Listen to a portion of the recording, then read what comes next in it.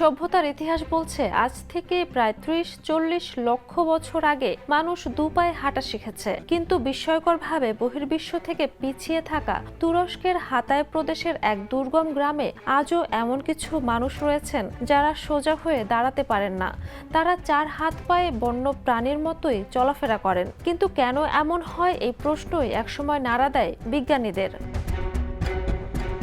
প্রথমে তুরস্কের গবেষকরা বিষয়টি খতিয়ে দেখতে শুরু করেন, পরে তা আন্তর্জাতিক মহলেও আলোচনার কেন্দ্রে আসে। শুরুতে কেউ কেউ মনে করেছিলেন তারা যেন বিবর্তনের মধ্যবর্তী স্তরে আটকে থাকা মানুষ, কিন্তু বিবর্তনের বৈজ্ঞানিক তথ্য সেই ধারণাকে নাকচ করে দেয়। 60 মিনিটস অস্ট্রেলিয়া নামের একটি টিভি অনুষ্ঠানে উঠে আসে আসল কারণ। গবেষকরা জানান এটি আসলে একটি বিরল শারীরিক বিকৃতি। ওই গ্রামের মানুষজন একই বংশের হওয়ায় জিনগত সমস্যাটি প্রজন্মের পর প্রজন্ম ছড়িয়ে পড়েছে। তাদের বিয়ে মূলত অন্তঃপ্রজনন নির্ভর, মানে বহু প্রজন্ম ধরে একই ধরনের মানুষ বা প্রাণী থেকে বংশবৃদ্ধি।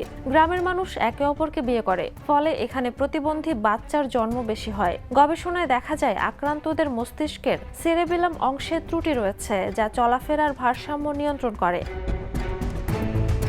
মার্কিন যুক্তরাষ্ট্র ভিত্তিক সংবাদ মাধ্যম ওয়াশিংটন পোস্টের মতে, অন্য একটি গবেষণায় দেখা গেছে সিঁড়ি বেয়ে ওঠা ও নামার সময় হামাগুড়ি তাদের পছন্দে পরিণত হয়েছে।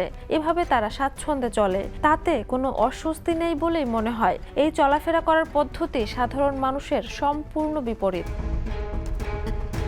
প্রত্যন্ত এলাকার কারণে চিকিৎসার সুযোগ আগে মেলেনি এখানে।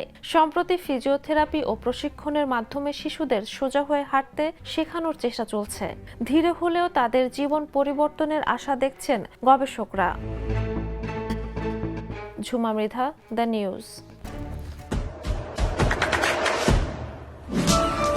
দেশে দেশে সবার সাথে দ্য নিউজ।